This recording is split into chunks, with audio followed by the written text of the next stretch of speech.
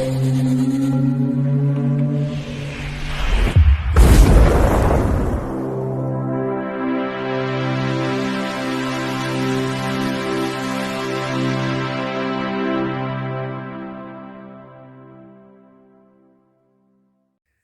Bayek, it's me, and in today's video, I'm continuing again with my Hammer films. Yes, we're still doing it, and here it is. It is The Terror of the Tongs.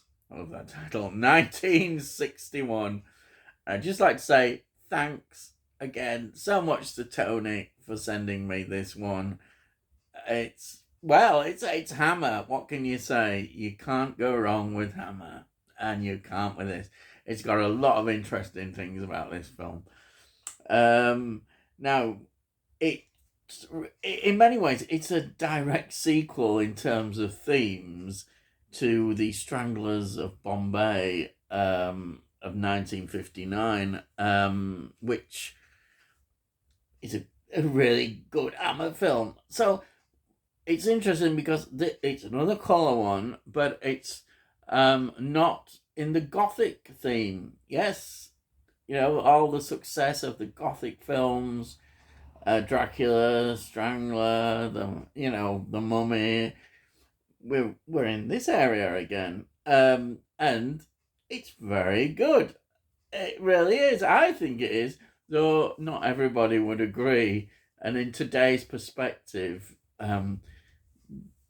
people are perhaps a bit, well, not a bit, are critical of it, but we'll go into that anyhow. It's only 76 minutes long.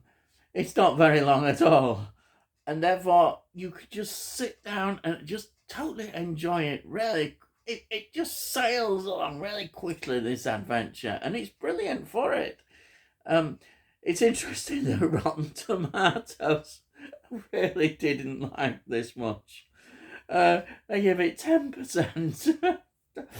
Well, the critics, they don't get it. That's the problem. They really don't, but they should do. Now, it's written by Jimmy Sangster, and I'll tell you something. Jimmy Sangster writes a really good script and adventures in so many of the things that he does for Hammer, and this one's the same. It's amazing the way he just writes these scripts. They're fantastic. They are. And it's produced by Kenneth Hyman, who's an American who was really getting involved with Hammer. It's directed by Anthony Bushell. Now, he did direct any more films after this. He's mainly a sort of TV kind of director. And also he'd been an actor. He was, in fact, in the TV series Quatermass and the Pit as an actor in 1958-59, the BBC. Brilliant, groundbreaking sci-fi production. He was in that. Yeah.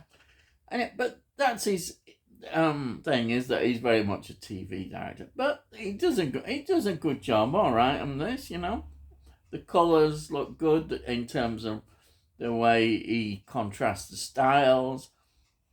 I think it works fine, especially as some of the circumstances he's under, which we might go into.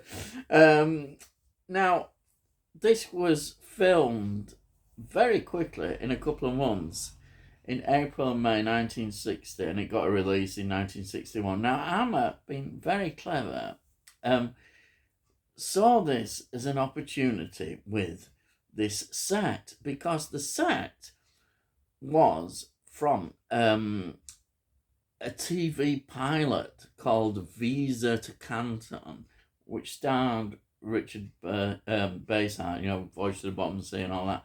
And it wasn't taken up. It was just a pilot show. But this set was perfect. And they thought, well, we'll take advantage of it. And they did. And again, well done, Hammer, for doing that. As usual, the ingenuity of Hammer should never be underestimated in terms of what they do with their budgets. And here it is again. You're thinking, wow, they've done it again. So let's look at the cast. The cast stars Christopher Lee as Chung King. He's the leader of the Tongs Red Dragons, the Red Dragon part in Hong Kong of the Tongs, yes. Now, just a word, Christopher Lee, this is his first starring role in a Hammer film, which is great and should be recognised as that. But I think Hammer was always never saw him as their leading. It was Peter Cushing. But here he gets a brilliant opportunity and he does it so well.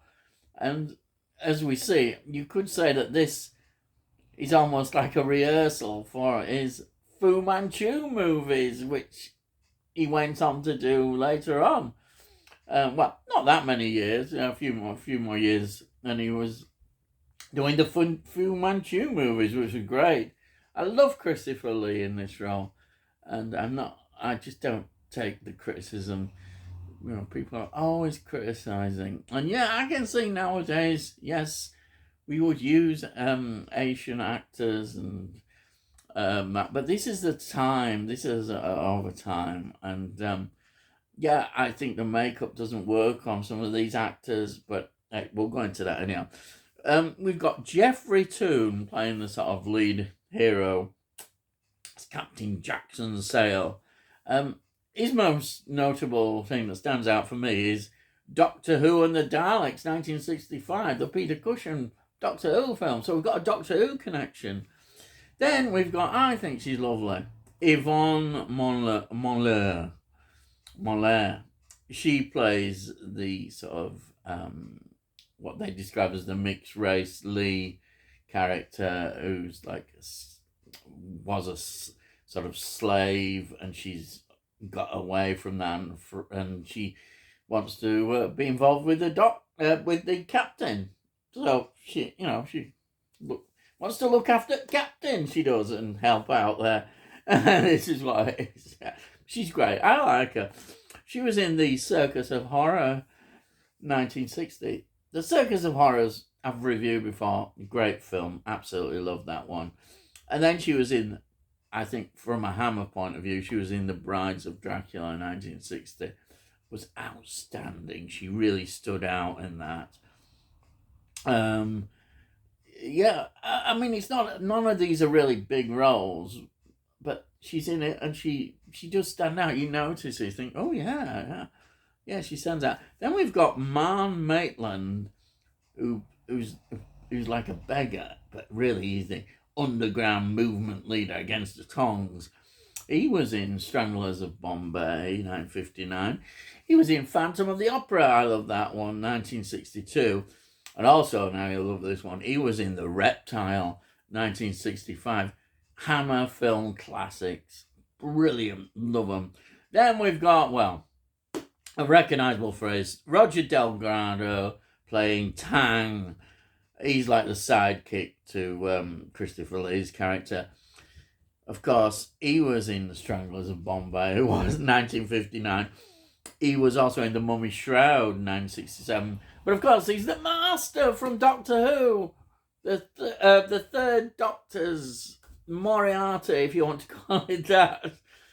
He was great. Yeah, wonderful as the master. So sad his death. It really was.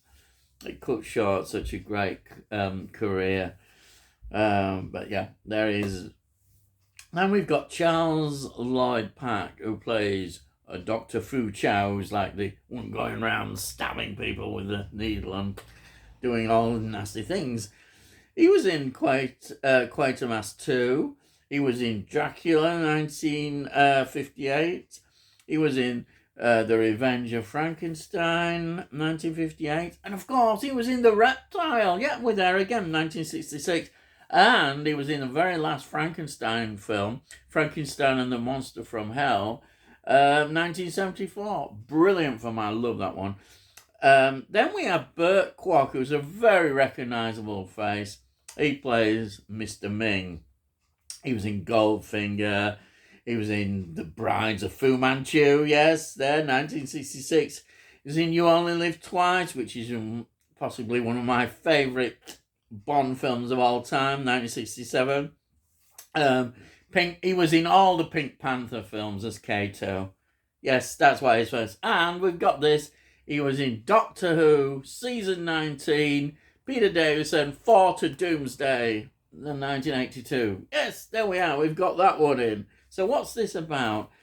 Well, it's in 1910 in Hong Kong, and this Tong group, the dragons, the red dragons, they kind of rule the underworld, and this captain, as a passenger, who he gets to know quite well, and he gets murdered in front of him by ritual. It's a ritual murder, and he witnesses that, and then because he's witnessed this, any connection, and they murder his daughter.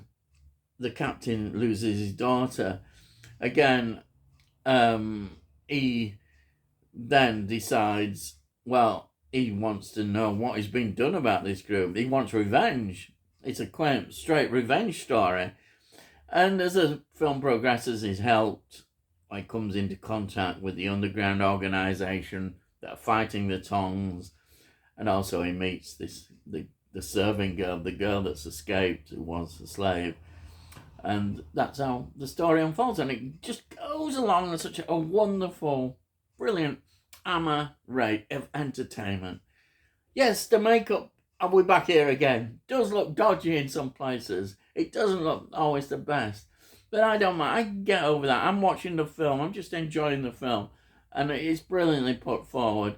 And some people still question it, but as I say, it's the time. But let's get past that. The film is really covering issues of slavery, the opium trade, all this in a proper historical background of what was going on in Hong Kong in 1910.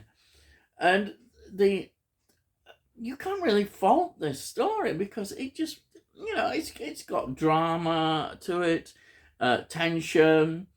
It's got quite bloodthirsty killings for its time, yeah, which the censors were keeping an eye on as well.